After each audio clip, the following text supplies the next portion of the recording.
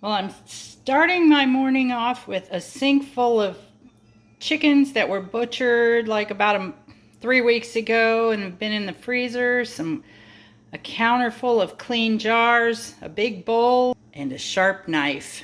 Today is the day I'm going to be canning on my wood cook stove, and I'm letting you learn in the experience with me. Thanks for joining me.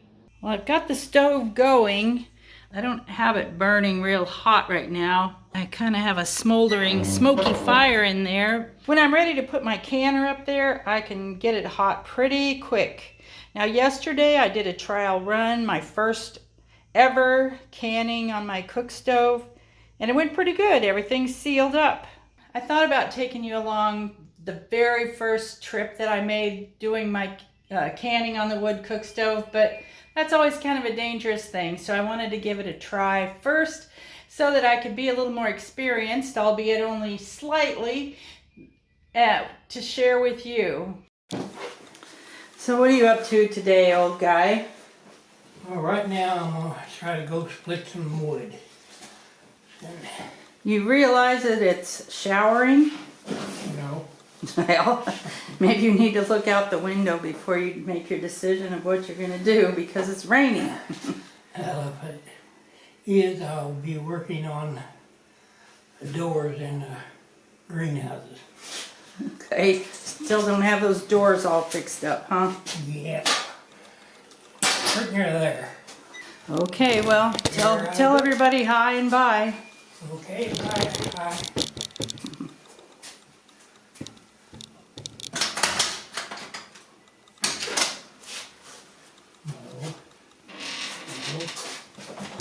Oh, the cat just came in. I think he's changing his mind.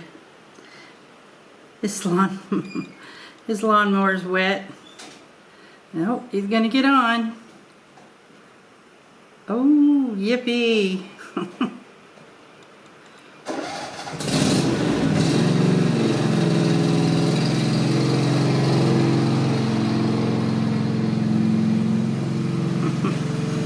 Oh, I know what he's doing. He's not going anywhere. He's putting this lawnmower in its parking spot. The temperature gauge is just a little bit under 225 degrees, and I need it up more close to at least 350. There's some smoldery fire in there. So the first thing I'm going to do is open this. That opens that little flap up back here so it can get air in there and make it burn hotter. I'm also going to put another stick of wood in there. I think I'll have heat pretty fast. Now, doing this, I have to be sure that I don't let it get up past 500 degrees because that's too hot for this stove. I got the chicken cut up in this big bowl, and I've got my 7 jars lined up. But before I start stuffing the chicken into my jars, I need to go get my stove filled up with wood and opened up some more so it can start getting hot. When I start putting the chicken in the jar, I just pick random pieces. Like, I've been taking the breast section of the chickens and putting it down in there and kind of breaking that cartilage that's at the tip of the breast so that I can get the top bones down in there far enough. And then I start filling in empty spaces. So I've got an empty space down here. I'm going to look for a thigh and push it down in there and just fill up as much empty space in the jar as I can. Pack the chicken in there as tight as I can. Stick a wing down in there. And probably another wing down in there.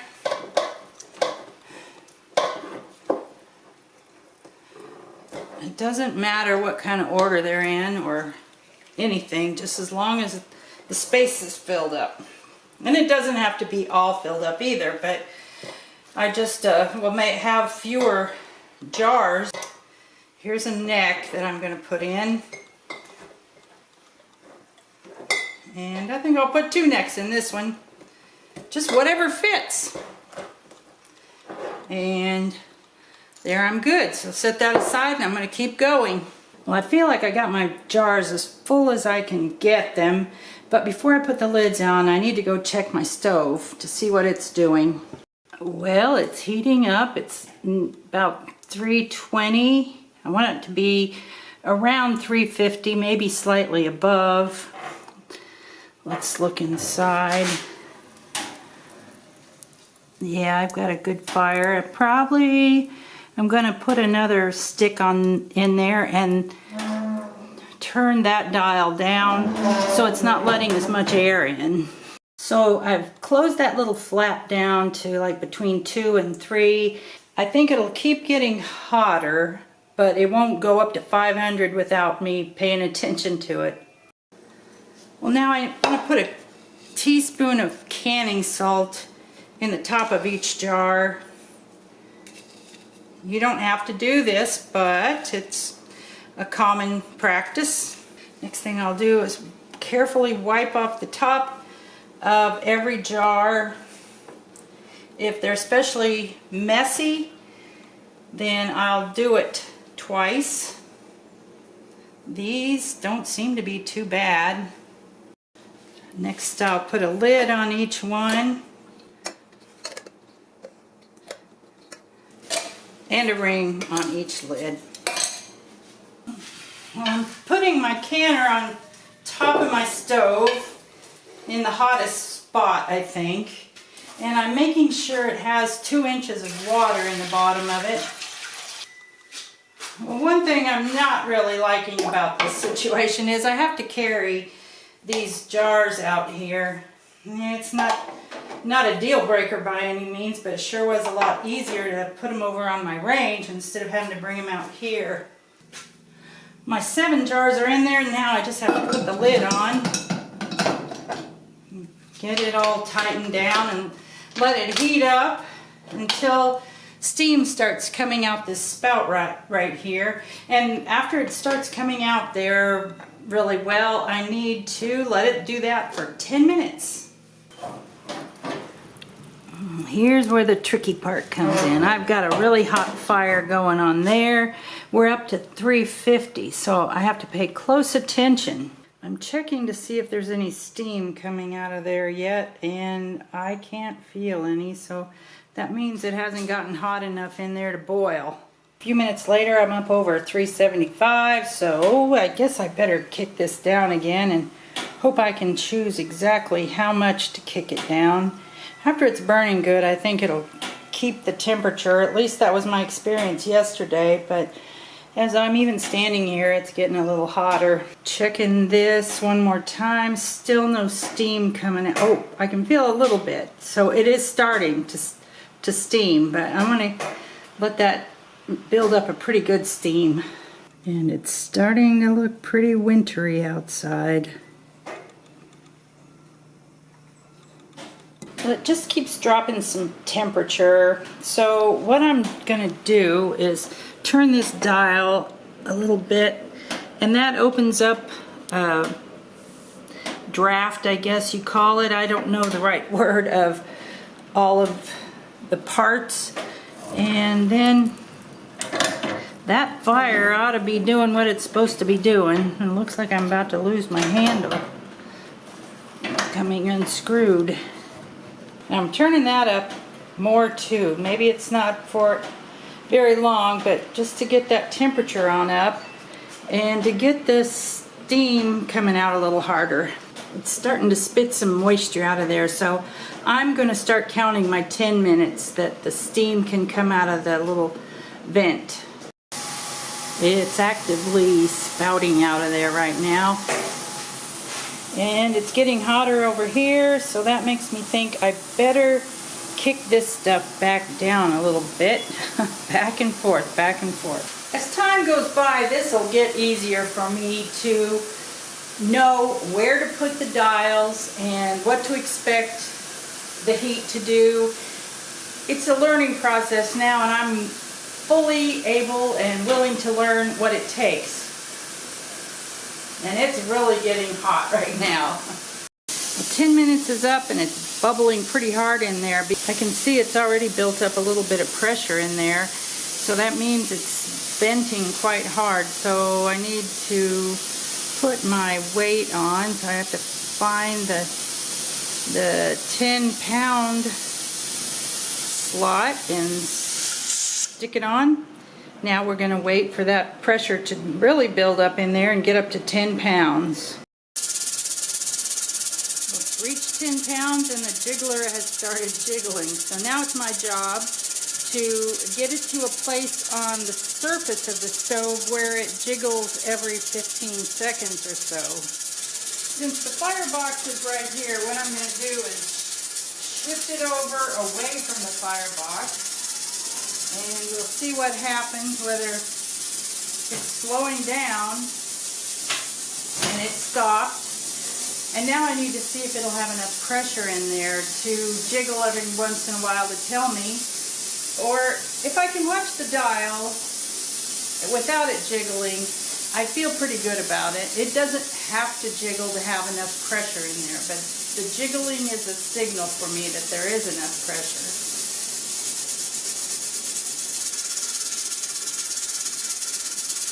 So it's jiggled, but it's not quitting, so that means it's still a little bit too hot underneath it. I'm going to turn the dial down some to shut off the airflow and make it, because the temperature gauge over here is getting a little bit hotter still. So I'm going to move it over a little bit farther away from the firebox. Now I'll be watching this to see how it responds. Move it back and forth. As I said, I probably, after I do this for a while, I'll figure it out and know what's going to happen. But for now, I'm still in the learning process. Close that, not all the way, but some, to shut the airflow off of the fire and cool it down. And now it's time to set my timer for 90 minutes. That's how long it takes chicken to process at 10 pounds where I live, which is in Missouri. I moved the pan over toward the firebox a little bit, and the temperature seems to be maintaining around 350, which is where I'd really like it at this stage. At the beginning, I wanted a little bit hotter because I'm trying to build up the steam and the pressure in there and get everything hot, but now I want it to be on the lower side. Okay, the timer's up. Now, I don't have any kind of counter or anything in this room. And what I did yesterday when I cooked a batch was I just set the thing down on the floor. And it's a concrete floor. It's okay. That's what I'm going to do.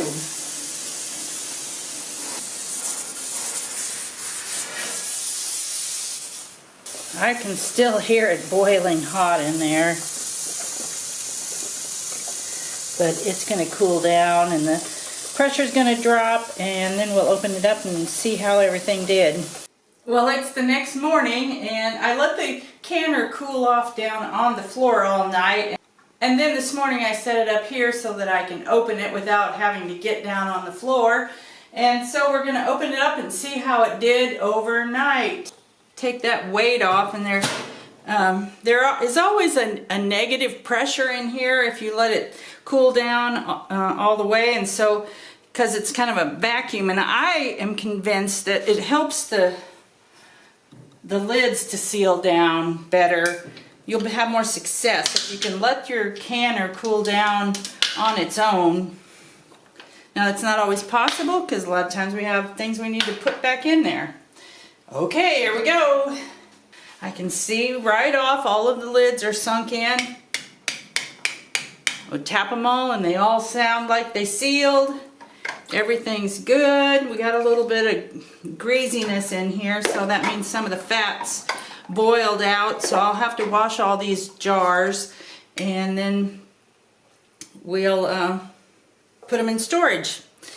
Okay, so what I discovered in learning how to use my wood cook stove is that you start it off in the hottest place on the top. This stove has a firebox right below here, and then the oven is over there, and so most of the heat is here unless I have the little knob on the end pulled out that kind of opens up some kind of valve that lets the heat go over to the oven.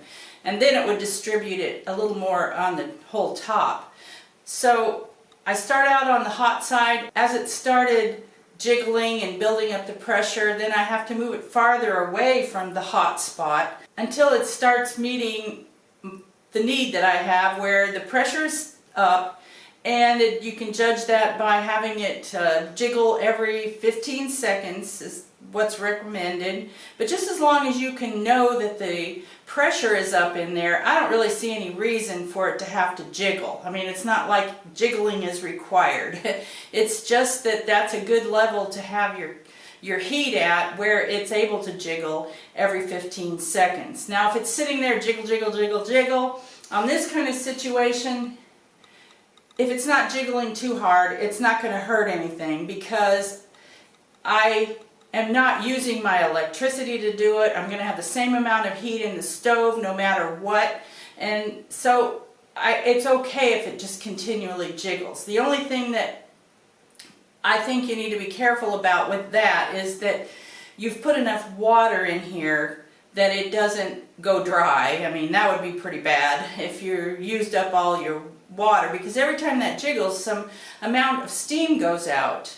And so jiggling all the time just lets a lot out. And the humidity can be too much in your house. In the wintertime, that's not such a big deal, but in the summer, it's a very big deal if you're trying, especially if you're trying to fight the humidity and the heat with an air conditioner, or if you're not, either way.